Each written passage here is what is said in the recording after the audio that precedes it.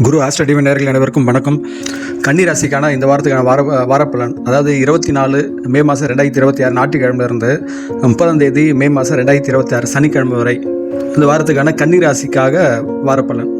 இந்த வாரத்தில் ஒரு விதமான அதிர்ஷ்டம் இருக்கும், தொழில் ரீதியான ஒரு ஏற்றமே இருக்கும். இருந்தாலும் அந்த குடும்பம் மற்றும் உங்கள் தனிப்பட்ட உடல் ஆரோக்கியம் சார்ந்த விஷயங்களில் ரொம்ப எச்சரிக்கையாகவும் விழிப்புணர்வாகவும் இருக்கக்கூடிய வாரமாக இருக்கும். இந்த வாரத்தில் ஆரம்பம் நாளான 24 பார்த்தீங்கன்னா சிம்ம ராசிக்கு உங்கள் ராசியிலிருந்து 12ஆம் இடத்துல சந்திரன் வளர்பிறை சந்திரன் விரயஸ்தானத்தில் கேதுவுடன் இருக்கின்றது. அதனால் அன்றைய நாள் ஒரு தேவையற்ற செலவுகள், ஒரு விதமான மனக்குழப்பங்கள், சின்ன சின்ன சுப விரயங்களை ஏற்படலாம்.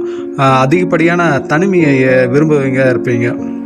அதுக்கப்புறம் பார்த்தீங்கன்னா திங்கக்கிழமை, செவ்வாய்க்கிழமை, புதன்கிழமை 25, 26, 27 3 தேதியில் உங்கள் ஜென்ம ராசிக்கே சந்திரன், அதாவது உங்கள் கன்னி ராசிக்கே அந்த 3 நாள் சந்திரன் இருக்கும், வளர்பிறை சந்திரன். அதனால் அது முன்னால் இருந்த அந்த பிரச்சனைகளை, ஒரு குழப்பம்லாம் நீங்கி ஒரு விதமான தெளிவான மனநிலை இருக்கும். உங்களுடைய தோற்ற பொலிவிலையும் ஒரு தேஜஸ் இருக்கும். முடிவுகளை தைரியமாக எடுப்பீங்க. இதுக்கு முன்னாடி ஒரு குழப்பமான இருந்த முடிவுகள்லாம் தீர்ந்து தைரியமான முடிவு இருப்பீர்கள். அங்கிருந்து சந்திரன் 7ஆம் பார்வையாக சனியை பார்க்கறதுனால உங்கள் கண்டக சனியுடைய அந்த வீரியம் குறையும். ஏன்னா அது சனி அங்கிருந்து 7ஆம் பார்வையாக உங்கள் வீட்டை பார்க்கறதுனால இந்த பார்வை டிரான்ஸ்ஃபரில் இது சுபகிரகமாக இருந்து பாவகிரகம் பார்க்கறதுனால அதோடைய வீரியத்தை குறைக்கும். அதனால் அந்த 3 நாள் உங்களுக்கு ஒரு சிறப்புடைய நாளாக இருக்கும். உங்கள் ராசி நாதனம் சூரியனுடன் நல்ல புத ஆதித்ய யோக இதில் இருக்கிறதுனால ஒரு தைரியமான ஆற்றல், சிந்தனை எல்லாமே மேலோங்கும். 2வது புதனும் சுக்கிரனும் பரிவர்த்தனை யோகம் கொண்டு இருக்குது. புதன் கடைசியாக பார்த்தா வார இறுதி 30ஆம் தேதி தான் குருவுடன் இணைகிறது. இந்த நிலையில் புதன் வீட்டில் சுக்கிரன் இருக்குது, சுக்கிரன் வீட்டில் புதன் இல்லை. இதுவரை பரிவர்த்தனை யோகம் கொண்டு இருக்கிறதுனால பண வரவுலாம் தாராளமாக இருக்கும். குடும்பத்தில் உங்கள் தந்தையினுடைய சப்போர்ட் உங்களுக்கு கிடைப்பதாக இருக்கும். கலை இலக்கியத்துறை சார்ந்தவங்களுக்கு நல்ல ஒரு சிறப்பான காலமாக இருக்கும். இந்த அடிப்படை கடைசியான சனிக்கிழமை 30ஆம் தேதி பார்த்தீங்கன்னா உங்கள் வீட்டிலேருந்து 3ஆம் வீட்டு மறைவு ஸ்தானத்துக்கு சந்திரன் செல்றதுனால அந்த 3ஆம் இடத்த 28, 29, அதாவது வியாழக்கிழமை, வெள்ளிக்கிழமை இந்த 2 நாள் பார்த்தீங்கன்னா துலா ராசிக்கு செல்கின்றது. உங்கள் 3 நாள் 24, 25, 26 வரைக்கும் ஜென்ம ராசியில் இருக்குது. அப்புறமா 28, 29ஆம் தேதி வியாழக்கிழமை, வெள்ளிக்கிழமை துலா ராசியில் சந்திரன் இருக்கிறதுனால தினம் குடும்ப வாக்குஸ்தானத்தில் இருக்கிறதுனால உங்கள் ஒரு விதமான பேச்சில் இனிமை கூடும். ஏன்னா குரு பார்வையும் துலாத்தில் இருக்கிறதுனால குருவுடன் துலாத்தின் அதிபதியான சுக்கிரனும் கூட இருக்கிறதுனால ஒரு அழகுத்தனமான ஒரு இனிமையான பேச்சு இருக்கும். பரிவர்த்தனை யோகம் இருக்கிறதுனால உங்கள் ராசிநாதன் பரிவர்த்தனை இருக்கிறதுனால பண வரவுகள்லாம் தடை இருக்காது, தாராளமாக வரும். குடும்பத்தில் ஒரு விதமான மகிழ்ச்சி நிலவும். அதாவது 25லிருந்து 29 வரைக்கும் சிறப்பான காலம்தான். 30ஆம் தேதி பார்த்தீங்கன்னா வார இறுதி நாட்களில் பார்த்தீங்கன்னா அது 3ஆம் இடத்துக்கு உங்கள் ராசிலேருந்து 3ஆம் விருச்சிகத்துக்கு போகுது. விருச்சிகத்தை செவ்வாய் 8ஆம் பார்வையாக பார்க்கின்றது. அதனால் செவ்வாயுடைய தைரியமான ஆற்றல், வீரியம் எல்லாமே உங்கள் 3ஆம் இடத்தினுடைய ஆதிபத்தியத்தனமும் அதிகரிக்கும்.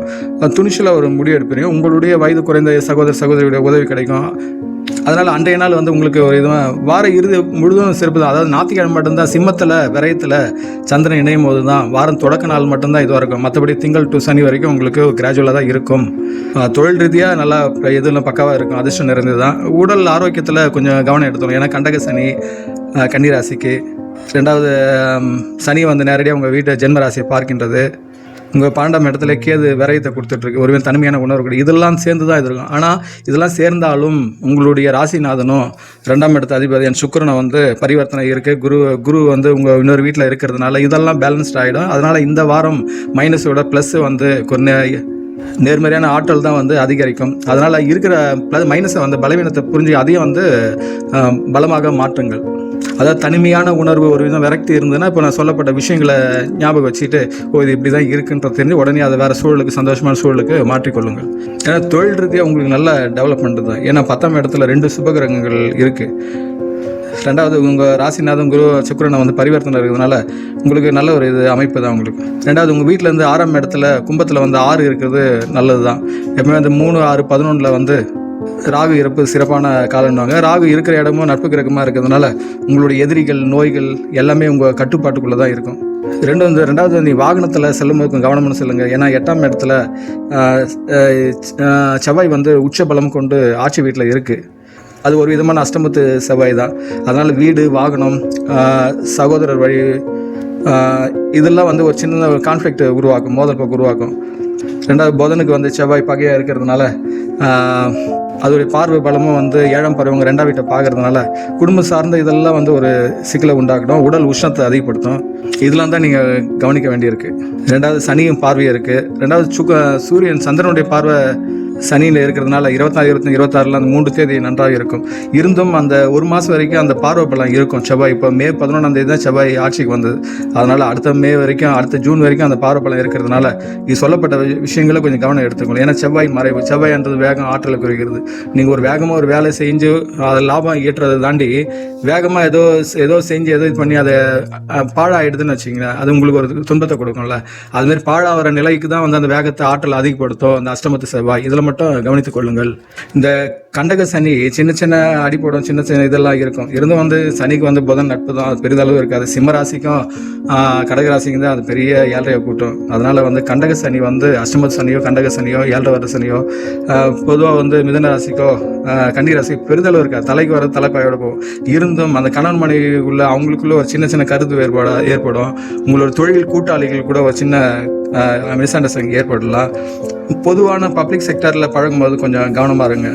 இப்போ டிரான்ஸ்போர்ட்டில் போகும்போது தேவையில்லாத எவனோ ஒருத்தன் வந்து ஏழரை கூட்டுவான், ராகுவால் எதனா குறுக்கில் வந்து இது பண்ணும். நம்ம ஒழுங்காக தான் போவோம், திடீர்னு எதனா குறுக்கில் வந்து நமக்கு பிரச்சனை உண்டாக்குறதாகும். அப்போ அந்த சனி வந்து லைவுகளை வந்துடும். இந்த சூழலில் நீங்கள் புரிஞ்சுக்கிட்டீங்கன்னா ஓகே, இது வந்து ஏதோ சம்திங் நமக்கு பிரச்சனை இழுத்து விடுது, ஏழரை இழுத்து விடுது, அதனால் நம்ம வேலைக்கு போகிறது நல்லதுன்னு நினச்சிட்டு நீங்கள் வேலைக்கு போனீங்கன்னா உங்களுக்கு எந்த விதமான சொல்லையில் உங்களுடைய மதியில் சாதுரியத்தில் நீங்கள் ஜெயிச்சதாக இருக்குது. சனியே வந்து நீங்கள் வெற்றி பெற்றதாக ஆகிடுங்க. இந்த பரிவர்த்தனை சொன்னோம் பார்த்தீங்களா, 10ஆம் இடத்துல இருக்க சூரியனோட இருக்க புதன் வந்து செவ்வாய் இதுவும் பரிவர்த்தனை ஆனதுனால, அதாவது 10ஆம் இடத்துல சுக்கிரன் இருக்கு, 9ஆம் இடத்துல சூரியனுடன் புதன் இருக்கு. இரண்டும் பரிவர்த்தனை. உங்களுடைய புத்தி கூர்மை, அறிவு எல்லாமே நல்ல சாதுரியமா, இது வந்து படிப்பில், மாணவர்களின் படிப்பிலேயே வந்து நல்லாவே எதிரொலிக்கும். இதனால் அந்த கண்டக சனி ஆற்றல், அது வீரியத்தை வந்து அது குறைக்கும். ஆன்மீக சிந்தனை வந்து கொஞ்சம் இதை வந்து அதிகப்படுத்திங்க. அதனால் இது வந்து வலுவூட்டுதாக இருக்கும். அந்த கண்டக சனி தாக்கத்தை குறைக்கும். அஷ்டமத்து செவ்வாயுடைய தாக்கத்தையும் குறைக்கும். பொதுவாக தொழில் செய்கிறவங்க, வேலையில் இருக்கிறவங்களுக்குலாம் இது ஒரு நல்ல சிறப்பான வாரமாக தான் இருக்கும். அரசு தொடர்புடைய விஷயங்கள்லாம் நல்லா இது வரும். புதிய ஒப்பந்தங்கள் இருந்தால் நல்லா தேடி வரும். இந்த செவ்வாய் இது மட்டும் கொஞ்சம் கவனமாக இருங்க. ஏன்னா அந்த ஒரு மாதம் வரைக்கும் அது தொல்லையாக இருக்கும். ஏன்னா உங்கள் வீட்டுக்கு அது பகையாக இருக்கிறதுனால, ரெண்டாம் இடத்தை பார்க்கறதுனால பணம் சார்ந்த டிரான்சாக்ஷன் விஷயத்தில் ரொம்ப எச்சரிக்கை. யாருக்கும் ஜாமீன் கைது போடாதீங்க. முக்கியமாக வாகனங்களை செல்லும் போது ஹெல்மெட்டு, காரில் போகிறீங்கன்னா சீட் பெல்ட் போட்டுன்னு போவாங்க. மருத்துவம் சார்ந்த சில செலவுகளும் வரதுக்கான வாய்ப்பு உள்ளது, கவனித்துக் கொள்ளுங்கள். எந்த ஒரு பிரச்சனையாக இருந்தாலும் ஒரு விதமாக ஈகோ பார்க்காமல் ஒரு விதமான அமைதியான இதை வந்து பேசி தீர்த்து கொள்ளுங்கள். வீணான விவாதங்களை போதை மட்டும் தவிர்த்து கொள்ளுங்கள். அதாவது செவ்வாய் பார்வை இருந்தாலும் குருவுடைய பார்வை உங்கள் 2ஆம் இடத்தை பார்க்குது. சனி 10ஆம் பார்வையாக வந்து உங்கள் 4ஆம் வீட்டை பார்க்கறதுனால ஒரு விதமான தாய் சார்ந்த, தாய் வழி உறவு சார்ந்த விஷயங்களும் கொஞ்சம் கான்ஃப்ளிக்ட் உருவாகும். 2வது வீடு, வண்டி சார்ந்த இதுலேயும் ஒரு விதமான மந்தத்தனம் இருக்குது. இருந்தும் குரு பார்வையும் அதே மாதிரி 10ஆம் இடத்தை சனி பார்க்குற இடத்தையும் பார்க்கறதுனால, இது இப்போ வண்டி பழுதாச்சுன்னா கூட உடனே அது யாருன்னா ஹெல்ப் பண்ணி அதை சரிப்படுத்துகிற சூழல் உடனே குரு வந்து ப்ரொடெக்ட் பண்ணும்.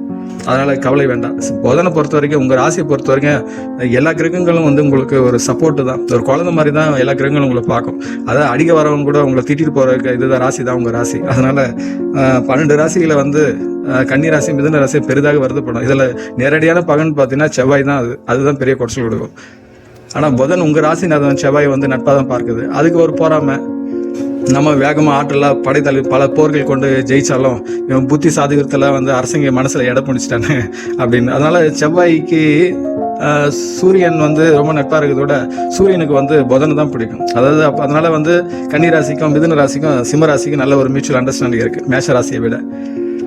அந்த போராமல் தான் செவ்வாய்க்கு வந்து புதனை பிடிக்காது. அதனால் அதை பற்றி பெரிதாக நீங்கள் கவலைப்பட வேண்டாம்.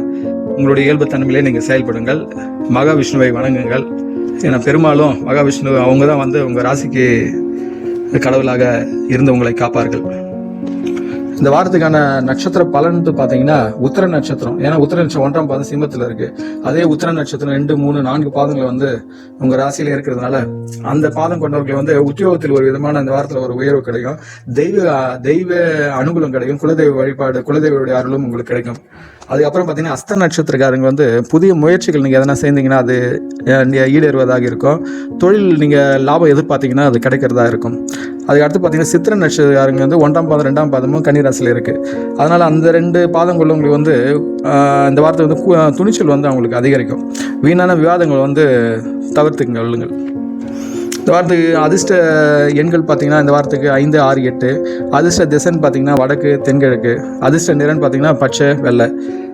எதனா ஒரு ஆன்மீக பரிகாரம் நீங்கள் விருப்பப்பட்டு செஞ்சீங்கன்னா, கண்டக சனியின் தாக்கம் இருக்குதுங்களே, அதுமாதிரி அஷ்டமத்து செவ்வாயுடைய தாக்கமாக இருக்கிறதுனால இந்த உடலில் ஏற்பட்ட உஷ்ணங்களை குறைக்கிறதுக்கு சனிக்கிழமைனா சிவபெருமான வில்வேலை சாத்தி நல்லெண்ணெய் தீபம் ஏற்றி வணங்கலாம்.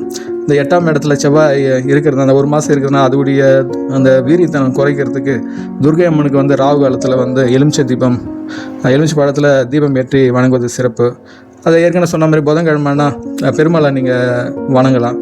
தொழில் வளர்ச்சியை புத்தியும் அதிகமாக பல மடங்கு சக்தியை ஏற்படுத்தி கொடுக்கும். அதனால் கன்னிராசிக்காரர்கள் இந்த வாரத்தில் அனைத்து வளங்களும் பெற்று சிறப்புடன் வாழ எல்லாம் வல்ல அந்த இறைசக்தியை நான் பிரார்த்திக்கின்றேன்.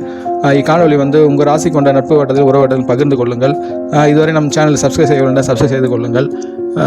தாங்களும் தங்கள் அன்பு குடும்பம் வாழ்க வளமுடன்.